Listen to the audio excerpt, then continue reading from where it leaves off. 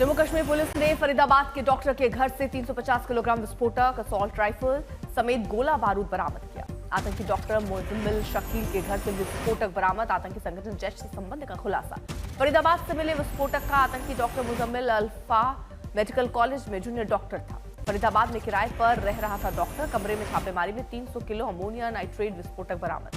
आतंकी संगठन जैश ए मोहम्मद से संबंधों के चलते अनंतनाग से एक डॉक्टर की गिरफ्तारी, पूछताछ में इस बड़ी साजिश का खुलासा।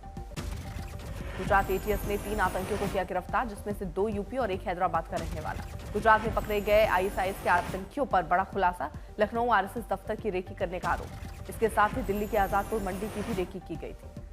सूत्रों के मुताबिक ये मजूल काफी बड़ा है, इसमें कई स्लीपर सेल शामिल।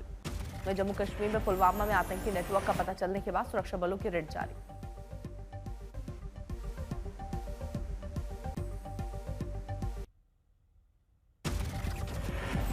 बिहार में थमा चुनाव प्रचार का शोर, अंतिम दिन सभी पार्टियों ने झोंकी ताकत। 11 नवंबर को 122 सीटों पर दूसरे चरण का मतदान, 14 नवंबर को रिजल्ट। चुनाव प्रचार के अंतिम दिन सासाराम में गृहमंत्री अमित शाह की दहाड़, घुसपैठ पर कहा राहुल और तेजस्वी जो कर ले, हम एक दिन घुसपैठियों को बाहर निकालकर फेंकेंगे। विपक्ष पर निशाना साधते हुए शाह ने कहा पहले ही चरण में लालू की पार्टी का सुपड़ा साफ, बिहार में एनडीए की सरकार बनना तय।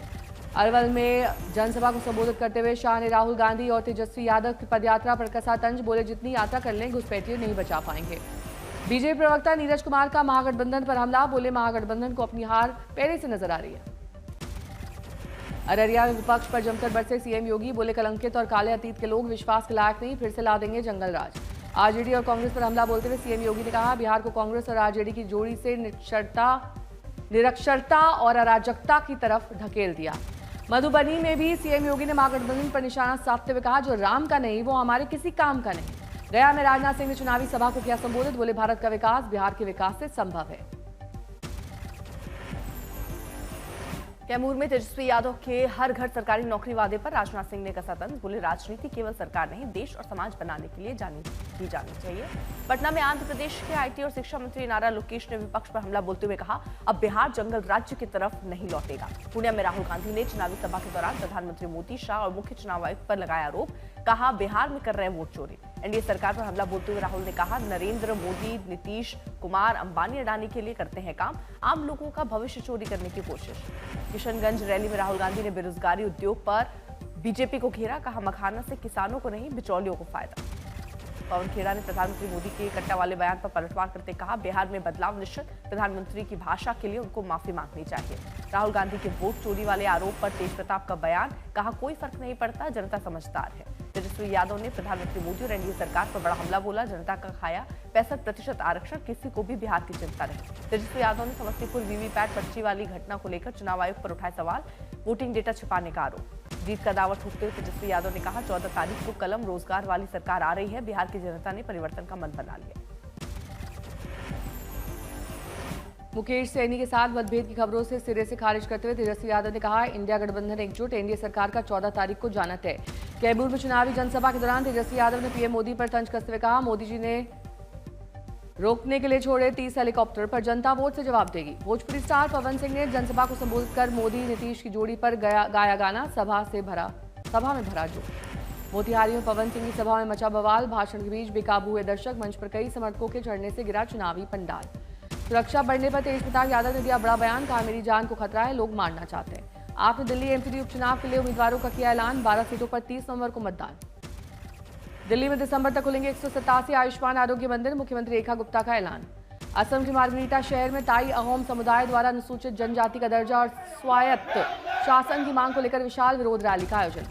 असम में अब बहुविवाह पर लगी रोक, हिमंता मंत्रिमंडल ने विधेयक को दी मंजूरी, कानून तोड़ने पर दोषियों को 7 साल की सजा का प्रावधान।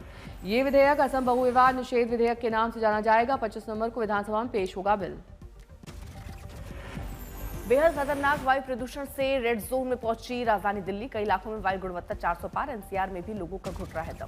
खतरनाक हवा में बीमारी से लोग बेहाल, राजधानी की जहरीली हवा में कोई सुधार नहीं। प्रदूषण से दिल्ली की सांसों पर संकट, हमेशा की तरह इस साल भी दिल्ली के लोग जहरीली हवा में सांस लेने को मजबूर।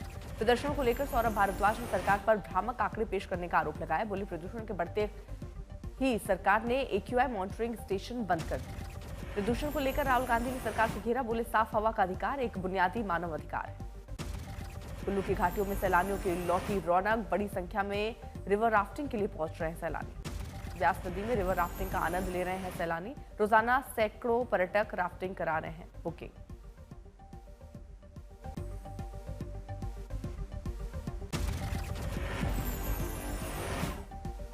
जम्मू से चलकर पठानकोट पहुंची बीएसएफ जवानों की बाइक रैली। जवानों ने किया भव्य स्वागत। काशी के गंगा में